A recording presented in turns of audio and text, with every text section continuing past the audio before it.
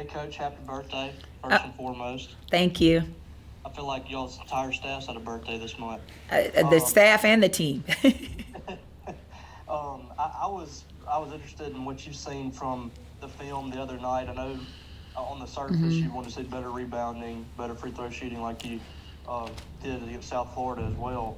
What did you take away from watching that game on film and kind of critiquing it a little more? I think some positives. We shared the ball. We hit shots. We when a team packs it in and takes away our inside game, you got to be able to step up and hit shots. But we shared the ball, so that was really positive. Things that we got to continue to get better at is, our transition defense. I know we played a lot of multiple lineups just because we could. We just got to know. We got to know, and part of that is communication. Rebounding, we got to be able to rebound out of transition. A team that shoots a lot of shots in transition, you got to rebound out of transition. And that's an area that we got to get better at. I thought their bigs brought the ball up and we worked on it to where our bigs have to guard and we just missed some assignments.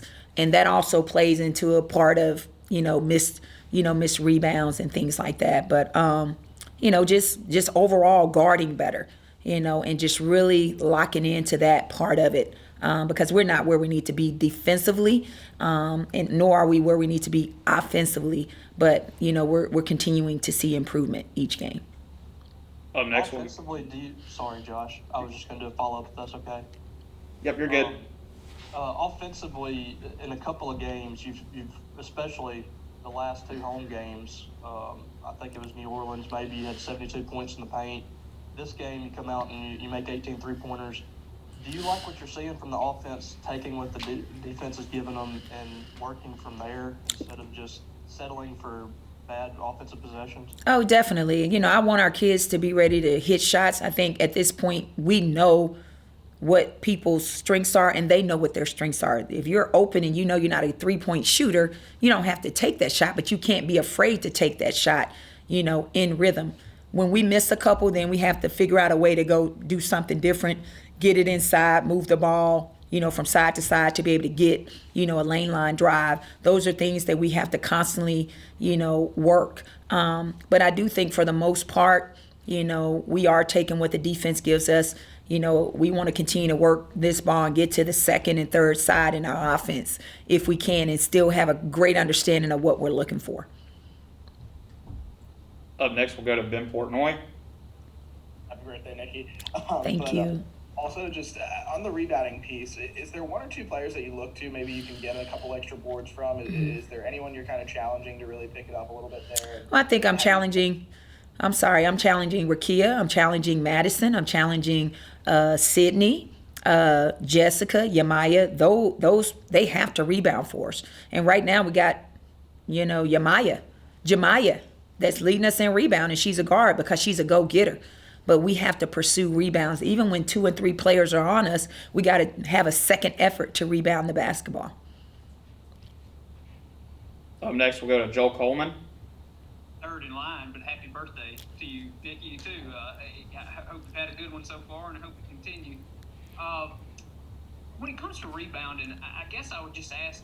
I think I've heard you mention before. It's just an effort thing more than anything. How do you coach that? I mean, do you just, I guess, harp on the girls for effort, or just what is the process to coaching the rebounds? I guess out of your team. It's just putting them in position of where we know where the rebounds are coming. We're in ball screens, so we're detached from our player. Now we got to get back to our man because we're helping too long here. And we're thinking, okay, hey, I got your man. You're supposed to get my it's a lot of miscommunication right now that's leading to those missed opportunities.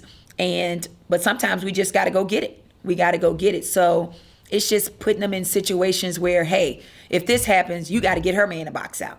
If this happens, she rotates and help you, you got to go box this person out. So it's just, putting them in those scenarios that could potentially happen in game to where we got to go box out because sometimes we think this person has got my man and that's not the case and we're turning and watching.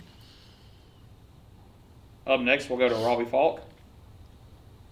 Nikki, when you first took over, one of the first things you mentioned was Rakia being a threat when she got off the bus, and that meant she being a threat from 3-point range, 15 feet out, driving to the rim, whatever.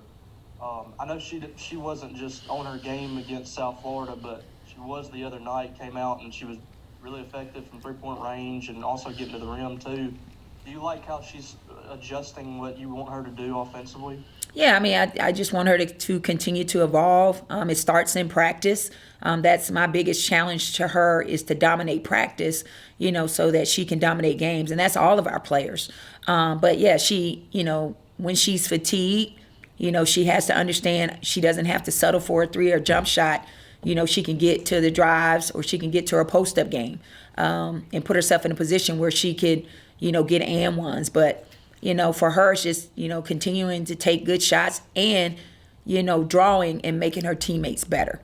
Can she complete the pass and, make her teammates better, because it'll open up so much more for her. Up next, we'll go back to Ben. Yes, that was kind of what I was going to ask. But in terms of that, I mean, when Rakia's knocking down shots from the outside like she did the other night, and I guess kind of lost in it, she scored 30 points.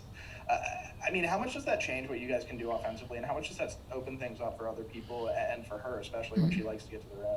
Well, I think it says a lot about, our post game and what we've been able to do, getting the ball in the post. So, they were really keyed on, Jessica, and it opened up things for our perimeter. They challenged us to shoot. They said, well, if they're going to beat us, can they knock down shots? We showed that we can knock down shots. I think that's something that we worked a lot on this summer.